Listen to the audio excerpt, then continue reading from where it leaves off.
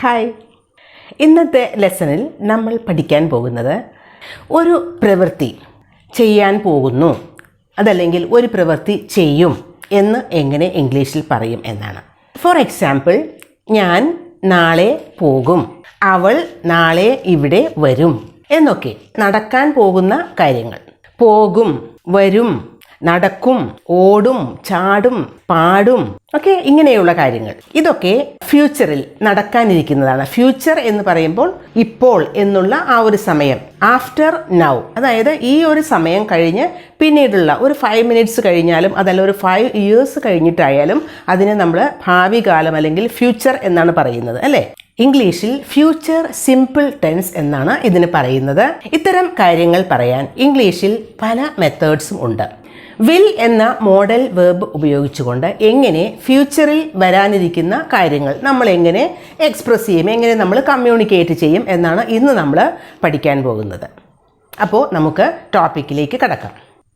ഞാൻ നാളെ പോകും, അതാണ് സെൻറ്റൻസ്. ഞാൻ എന്നുള്ളത് I. Will go, I will go എന്ന് പറഞ്ഞാൽ ഞാൻ നാളെ പോകും എന്ന മീനിങ് കിട്ടി. ഗോ എന്നാൽ പോകുക. വിൽ ഗോ എന്ന് പറയുമ്പോൾ ആ വെർബിന് മുമ്പ് വിൽ എന്ന ഒരു മോഡൽ വെർബ് യൂസ് ചെയ്യുമ്പോൾ പോകും എന്ന മീനിങ് കിട്ടി. വിൽ ഗോ എന്ന് പറയുമ്പോൾ പോകും എന്നായി. ഐ വിൽ ഗോ ടുമാറോ എന്ന് പറഞ്ഞാൽ നാളെ ഞാൻ പോകും. ഹി വിൽ ഗോ ടുമാറോ എന്ന് പറഞ്ഞാൽ അവൻ നാളെ പോകും എന്നായി. ഇനി നമുക്ക് ഈ ടുമാറോ എന്നുള്ളത് മാറ്റി, നാളെ എന്നുള്ള ഒരു വേർഡ് മാറ്റി അതിൻ്റെ ഒരു ബേസിക് സ്ട്രക്ചർ നോക്കാം. ഐ വിൽ ഗോ എന്ന് പറഞ്ഞാൽ ഞാൻ പോകും. യു വിൽ ഗോ, നിങ്ങൾ പോകും. വി വിൽ ഗോ, നമ്മൾ പോകും. ദേ വിൽ ഗോ, അവർ പോകും. ഹി വിൽ ഗോ, അവൻ പോകും. ഷി വിൽ ഗോ, അവൾ പോകും. ദ ഗേൾ വിൽ ഗോ, ആ പെൺകുട്ടി പോകും. The boys will go, boys പോകും.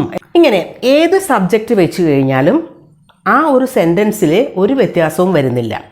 അതുകൊണ്ട് തന്നെ നമുക്ക് ആ സെൻറ്റൻസിൻ്റെ സ്ട്രക്ചർ ഒന്ന് നോക്കാം. ഐ എന്നാൽ സബ്ജക്റ്റാണ്. സബ്ജക്റ്റ് കഴിഞ്ഞ് വിൽ എന്ന മോഡൽ വേർബ് വയ്ക്കുക.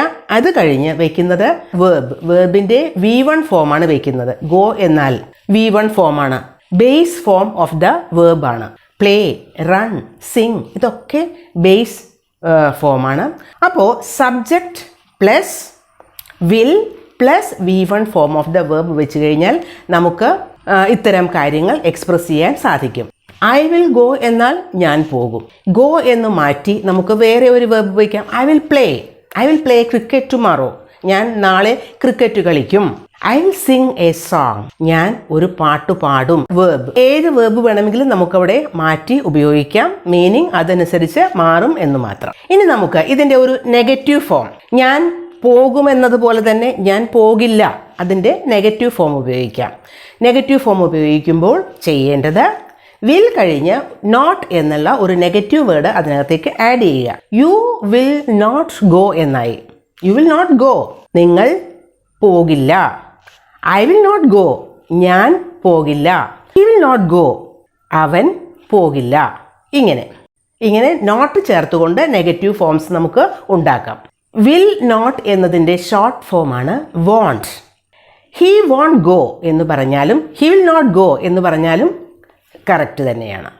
അപ്പോൾ വിൽ നോട്ട് എന്നതിന് പകരം വോണ്ട് എന്ന് യൂസ് ചെയ്താൽ മതി. ഐ വോണ്ട് ഗോ, ഞാൻ പോകില്ല. യു വോണ്ട് ഗോ, നിങ്ങൾ പോകില്ല. ഹി വോണ്ട് ഗോ, അവൻ പോകില്ല. ഒരു ക്വസ്റ്റ്യൻ ഉണ്ടാക്കണമെങ്കിൽ, ഒരു ക്വസ്റ്റ്യൻ ഫോമിലേക്ക് ഇതിനെ മാറ്റണമെങ്കിൽ ആദ്യം നമ്മൾ നിങ്ങൾ പോകും എന്നതിന് യു വിൽ ഗോ എന്നാണ് പറഞ്ഞത്. വിൽ എന്നതിനെ ഫ്രണ്ടിലേക്ക് കൊണ്ടുവരിക. വിൽ യു ഗോ എന്നായി. നിങ്ങൾ പോകുമോ? വിൽ ഹി ഗോ, അവൻ പോകുമോ?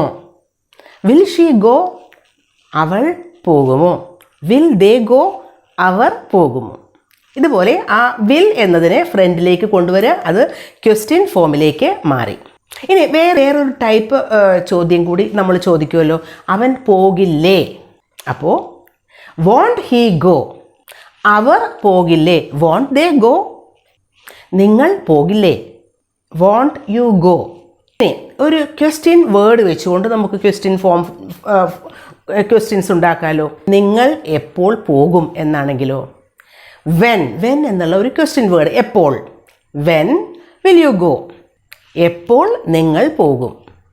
ഇനി നമുക്ക് ആ സെൻറ്റൻസ്, ആ ഒരു 5 ഡിഫറെൻറ്റ് ടൈപ്പ് ഓഫ് സെൻറ്റൻസസ് ഒന്നുകൂടി പറയാം. യു വിൽ ഗോ, നിങ്ങൾ പോകും.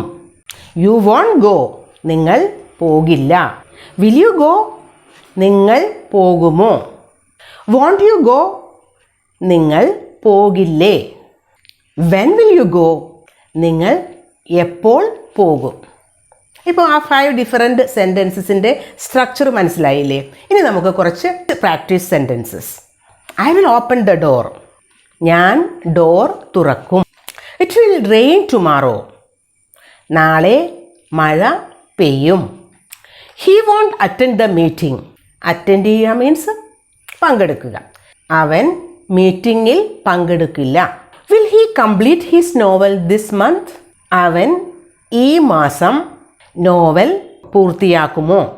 വെൻ വിൽ ദേ കം, എപ്പോൾ അവർ വരും? വോണ്ട് ദേ ഗോ, അവർ പോകില്ലേ? ഇപ്പോൾ വിൽ എന്ന ഒരു മോഡൽ വേർബ് യൂസ് ചെയ്തുകൊണ്ട് ഫ്യൂച്ചറിൽ നടക്കാനിരിക്കുന്ന കാര്യങ്ങൾ നമ്മൾ എങ്ങനെ പറയും എന്നത് മനസ്സിലായില്ലേ? ഇനി കൂടുതൽ സെൻറ്റൻസസ് പ്രാക്ടീസ് ചെയ്യുക.